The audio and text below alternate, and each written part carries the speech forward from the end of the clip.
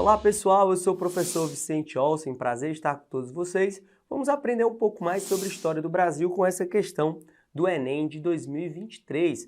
Uma questão com a temática da ditadura cívico-militar brasileira, ou ditadura militar, ou regime militar, como alguns historiadores chamam. Um período bastante complicado da nossa república, um período ainda recente, né, que foi aí de 1964 até 1985.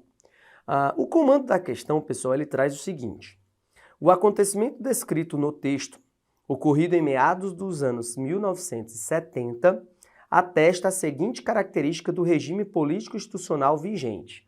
É aquela história, precisa saber datas? Se você sabe data, você tem uma boa ferramenta, porque em 1970 o Brasil vivia uma ditadura, então você já sabe que é um período de exceção democrática. Na alternativa A, nós temos incorporação da estética popular para justificar o ideal de integração nacional. Na alternativa B, pessoal, nós temos afirmação da estratégia psicossocial para favorecer o objetivo de propaganda cívica. Na alternativa C, nós temos institucionalização de mecanismos repressivos para eliminar os focos de resistência. Na alternativa D, nós temos a adoção de cerimoniais públicos para controlar as manifestações de grupos opositores. Na E, nós temos estatização de meios de comunicação para selecionar a divulgação de atos governamentais. Mas lembre-se que o Enem ele é feito em cima de um texto de suporte, de um texto de apoio, ou texto base, como alguns colocam.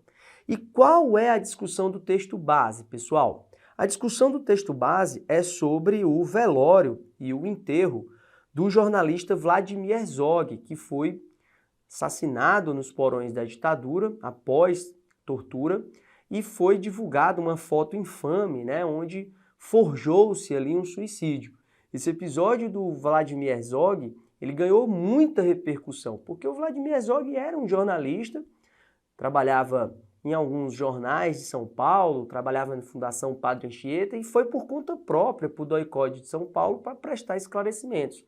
Alguns dias depois, nada dele aparecer e aí aquela foto infame dele com o seu suicídio forjado acabou sendo divulgada e aí se espalhou, se divulgou aquilo que muita gente já sabia, que o regime militar brasileiro torturava, né, violentava e até mesmo assassinava a pessoa, entre outros terríveis episódios.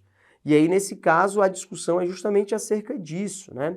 O velório foi tão rápido, foi tão apressado, que a própria mãe do jornalista não chegou a ver o filho, né, sendo velado, né? Quando ela chegou, o caixão dele já estava sendo sepultado.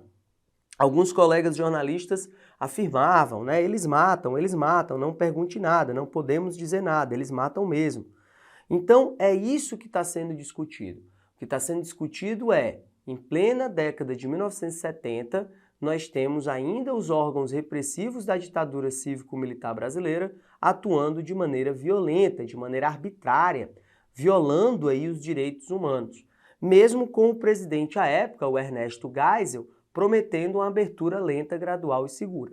Dessa forma, então, quando ele coloca o acontecimento descrito no texto, ocorrido em meados dos anos 1970, atesta a seguinte característica do regime político institucional vigente: incorporação da estética popular, não porque não é uma questão de estética, é uma questão de prática política, era uma prática política violenta. Opositores eram violentamente perseguidos. E é que o Vladimir Herzog nem era um opositor, né? Ele era um jornalista que vinha fazendo matérias criticando a economia do Brasil à época e, claro, por tabela, criticando o governo militar. B. Afirmação da estratégia psicossocial para favorecer o objetivo de propaganda cívica, não porque não é uma questão de propaganda cívica. Aquela propaganda cívica que foi muito forte durante o governo Médici, ela não está sendo discutida aqui, aquela propaganda ufanista, né, de enaltecimento. O que nós temos aqui é um episódio terrível que estava sendo agora divulgado amplamente.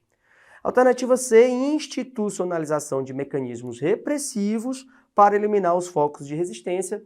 Esse é o nosso gabarito, a alternativa C está correta, porque de fato a gente tem o próprio instituto do governo, né, do DOI-CODE, o próprio órgão de repressão, um órgão que era vinculado ao governo ditatorial, atuando de maneira repressiva, com o intuito de eliminar ali aquilo que seriam os os opositores, aquilo que era considerado indesejado pelo regime cívico-militar.